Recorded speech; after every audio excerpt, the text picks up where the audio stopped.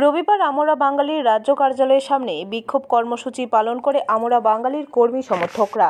এই দিনের কর্মসূচিতে উপস্থিত ছিলেন আমরা বাঙালির রাজ্য কমিটির সচিব গৌরাঙ্গ রুদ্রপাল সহ অন্যান্য নেতৃত্বরা। গৌরাঙ্গ রুদ্রপাল সংবাদ মাধ্যমের মুখোমুখি হয়ে জানান, বর্তমানে সমগ্র দেশে নির্যাতনের শিকার বাঙালিরা। বাঙালিদের বাংলাদেশি ও বিদেশি তকমা দিয়ে নির্যাতন করা হচ্ছে, অথচ এই ভারতবর্ষ বাঙালিরা মাতৃ ও পিতৃভূমি। এর তীব্র প্রতিবাদ জানান তারা।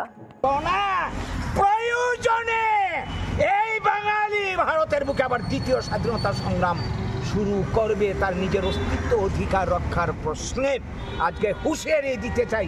যারা বাঙালিকে এইভাবে বিভিন্ন চক্রান্ত করে ভোটার লিস্ট একবার এনআরসি, একবার অনুপ্রবেশকারী ইত্যাদি চক্রান্তের মাধ্যমে বাঙালিকে শেষ করে দিতে চায়, তারা যাতে সাবধান হয়ে যায় সময় থাকতে, আর নইলে এই ঘুমন্ত সিংহকে জাগ্রত করার চেষ্টা করছে খুঁচিয়ে খুঁচিয়ে। ব্যুরো রিপোর্ট, খবর ত্রিপুরা।